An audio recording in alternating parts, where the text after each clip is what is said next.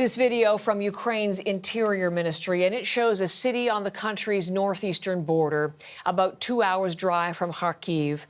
There is a lot of video that we are seeing on social media, but we are keeping to official, verified sources for you this morning. This video from Ukraine's National Border Guard Service. It is said to be surveillance camera video. That's why it's silent. But as you can see, a road near the border with Belarus, and you can see there what Ukrainian officials say is a column of Russian armor crossing into Ukrainian territory from the north. Now, this video from the Ukrainian Border Guard Service once again, but it is from the south. And officials say it shows Russian military trucks and other forces crossing into Ukraine from Crimea, which, of course, Russia invaded in 2014. Note the distinctive white slashes and the Zs painted on the vehicles. What military experts say that is to enable the troops to identify, distinguish each other in the cases of combat. The Russian assault has been underway now for about 8 hours. This is what the president of the country, Volodymyr Zelensky, told the people of his nation. He delivered a speech as the attack began. Now, it is in Ukrainian. It is not translated. But what you'll see on the left of your screen is a rough match of what the president is saying. Не лише бомби, але й фейки. Важливо отримувати правду з офіційних джерел. Сьогодні Росія розпочала вторгнення в Україну. Путін розпочав війну з Україною, з усім демократичним світом. Він хоче знищити мою державу. Він хоче знищити нашу державу. Усе те, що ми будували, заради чого живемо. Звертаюсь до всіх українців, в першу чергу до українських військових, які вже Volodymyr Zelensky as he addressed the people of Ukraine. Next to Russian President Vladimir Putin, confirming in a televised address that his Russian forces are indeed attacking Ukraine and warning the West against intervening. You're going to hear the voice of the translator here. Anyone who tries to intervene, to be a threat to our country, to our people, should know that Russia's response will be fast and give you such consequences you will never face again, and you faced again in your history. We're ready to use any development. Every decision can be made. Chilling words from Russia's president. Obviously a pre-recorded address. He was in the same location, in the same clothing where we saw and heard him earlier in the week as he announced that the invasion was underway from 3 sides of the Ukrainian border. Margaret Evans leads our CBC News team reporting on this attack. She is in Kyiv.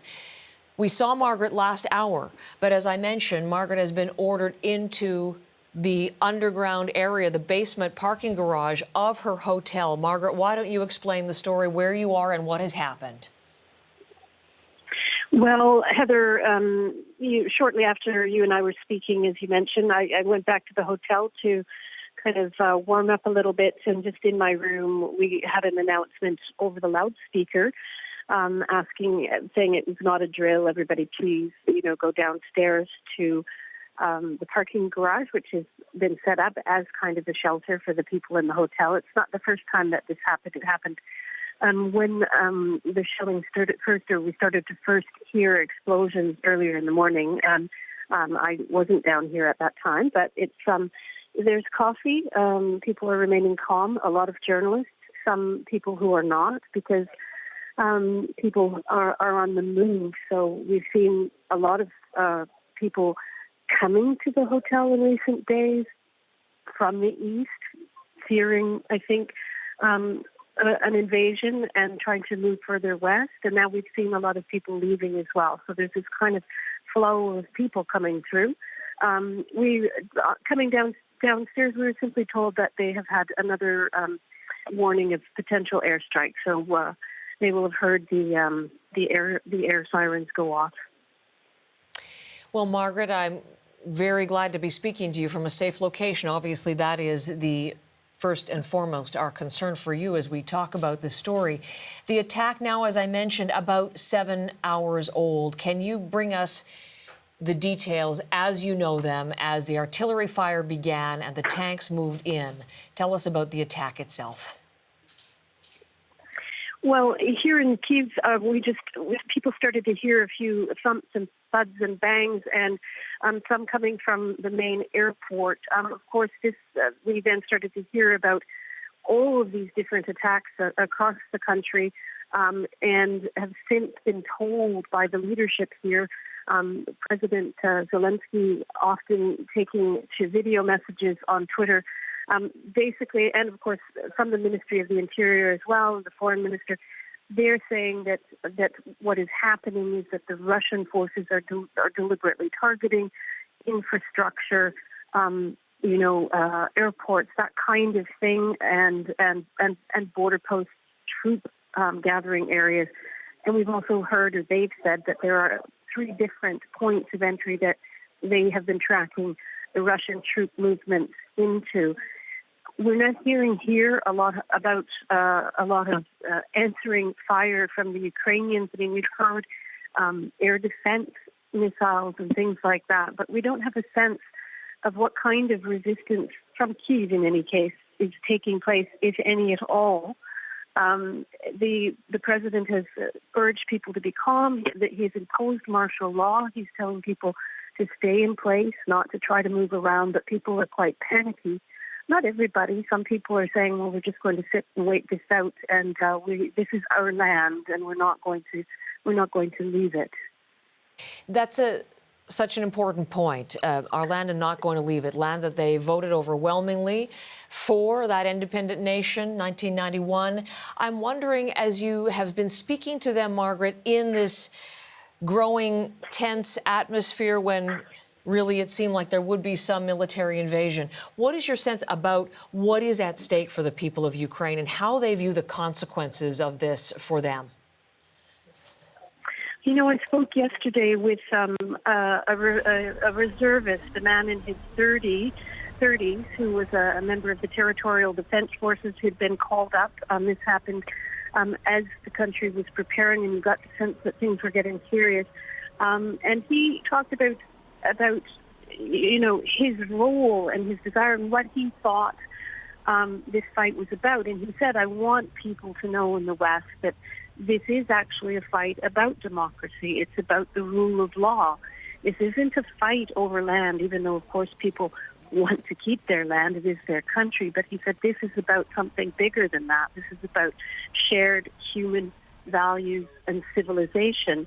And I think that that's something that people feel very strongly, and they perhaps feel it even more so because of that, rather chilling speech that Vladimir Putin gave on Monday, in which he basically seemed to be denying the right of Ukraine to exist, saying it never really had existed as an independent state. And of course, this is something that has been developing since 2014, not the independent state, but the sense of being able to choose their path, and that, those scenes of protest that we saw in 2014 when people came out to protest. And one of the reasons they were protesting was because the pro-Russian president at the time had wiped out, torn up an association agreement with the European Union in favor of closer ties with Russia. And that's all the way back then. And 8 years later, we're still having this kind of tug of war where people feel caught here between the West and Russia, and they say, we simply want to live our lives. Please leave us alone. A lot of people have said that to me, and they're angry about it, kind of feeling helpless, but also angry. Margaret, thank you. You've been our CBC voice through so many conflicts and on so many significant stories. We'll look forward to your reporting on this at this watershed moment for Ukraine and for Europe, and indeed for the world order. And we'll be with Margaret Evans for updated information as we go back to her.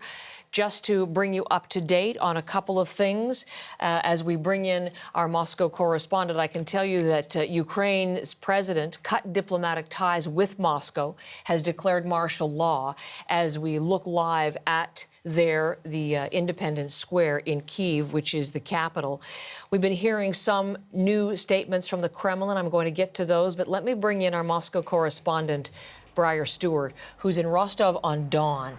And Briar, we saw those as many as 190,000 Russian forces building up around those three sides of the Ukrainian border. And just before 5 o'clock local time this morning, they moved in. Where you are you seeing signs of any action? What is happening there at Rostov-on-Don? Well, where we are, Heather, is about 120 kilometers away from the border. And we came here a number of days ago because this is one of the locations where you had separatist forces backed by Russia evacuating people from Donetsk and Luhansk. So they were pushing people out into these areas in advance of this invasion, and that's why we were here. And all throughout the week, we'd seen tanks and heavy artillery and just huge pieces of military equipment head toward the Ukrainian border, along with soldiers. Right now, we're not seeing any of that. Life here is very much continuing as normal. That being said, I think there is a big sense of disbelief among a lot of Russians that it has come to this, that there is actually a full-scale invasion of Ukraine. And I think there is a lot of anxiety as well among people, not only for what's going on in Ukraine, because I mean, so many people have relatives and really close connections to that country, but anxiety about the future. We know that the European Union and the US, Canada are all warning about very tough sanctions, and people here are wondering just where this will all lead.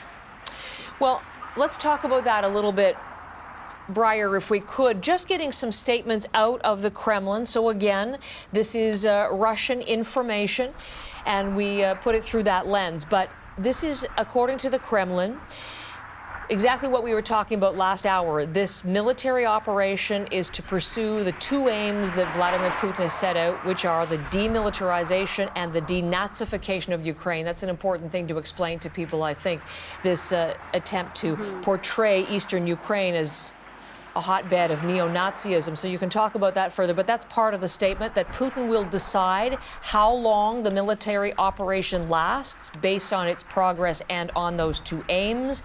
And he does say, according to Kremlin representatives, that Putin will meet later today with the leaders of Russia's biggest companies in terms of preparing for sanctions. According to the Kremlin, there are enough safety cushions to survive market volatility and any sort of sanctions that the West may impose. So as you listen to that kind of Kremlin response, what do you make of that? Nothing that would seem unexpected in those statements, I would venture. Well, yeah, there's a lot to touch on there. I mean, you mentioned market volatility. I can tell you that the Russian stock market here has crashed today. It was down 40% at one point. And the president had been saying kind of over the last few days, certainly in that speech on Monday and again in the pre-recorded speech this morning, that, look, the West and Europe, they were going to sanction us anyway. If the sanctions come, they were inevitable, whether or not we launch this invasion or not. And speaking of the invasion, the Kremlin is really trying to portray this as a specific operation against the Donbass, so in eastern Ukraine. And when that video message of Putin was played this morning, that's exactly what he said. We've launched a special operation in Donbass. And they're really trying to build this as just an effort to help Donetsk and Luhansk and the separatist fighters who they've been helping since 2014 there, trying to basically establish control over that entire area. But of course, as he was talking about the Donbass, you had military units all around Ukraine beginning to launch missiles at military infrastructure. And something that the Kremlin and also politicians and journalists working for state media have been saying today is Ukrainians can just stay calm. This is an effort against military infrastructure, airports. We're not targeting civilians. But of course, we know that that's not how war works, and we're hearing so many reports about casualties and just the explosions and the uncertainty ahead. We know that there are troops, infantry pouring into Ukraine at the moment from a number of different sides, and there is really this kind of attempt by the Kremlin, aided enormously by state media here, to downplay all of that. They're really just talking about the Donbass, mostly on the television channels here, and really trying to minimize the rest of the operation. That is the latest that we're hearing from the Kremlin, but all of this was preceded, Breyer, by the speech from Vladimir Putin earlier to announce that the invasion, the attack was underway. And that included very strong language, obviously casting aside any condemnation from the West, any threat of further sanctions from the West, laying out the fact that the invasion is underway, but also the warning to the West. I'm just wondering if you could comment on that. His words, anyone who tries to interfere with us, or even more so, to create threats for our country and our people, must know that Russia's response will be immediate and will lead you to such consequences as you have never before experienced in your history. What does he mean by that? Oh, well, Heather, that is just so disturbing on so many levels to hear because, I mean, you know, right now we have a war in Ukraine and, you know, as terrible as that is, the other concern that people have right now is how much larger is it going to get? Is it going to become a European war? I mean, you have Poland right there, a NATO country, and what happens if, you know, things move in that direction and NATO gets involved? And so I think that's on a lot of people's minds, in addition to the sanctions. And you know, the sanctions that they released a few days ago were targeted at certain companies and oligarchs. And I think you have average Russians now just wondering how this is going to affect them. Are they going to be able to travel freely? What is going to happen with their bank accounts? The ruble has lost a significant amount of its value. So how is that going to work? And then just what other kind of retribution is headed this way? There's not a huge anti-war protest movement here, like a visible protest movement. That's because the Russian state has worked so hard to crack down on protesters, arresting them. But there is certainly a lot of people, as I said, that are very much against this. There is an activist calling for protests to be held in Russian cities across the country tonight at 7 o'clock. She's urging people to come out because this is a country that she says is in agony at the moment over all of this. But it'll be interesting to see just how many people take to the streets. There was one single person holding a sign in Moscow today, and that person was detained. So that's the kind of environment it is, and that's why it's so hard for people who are very much against what they're seeing now to come out and speak publicly about it. Breyer, thank you very much.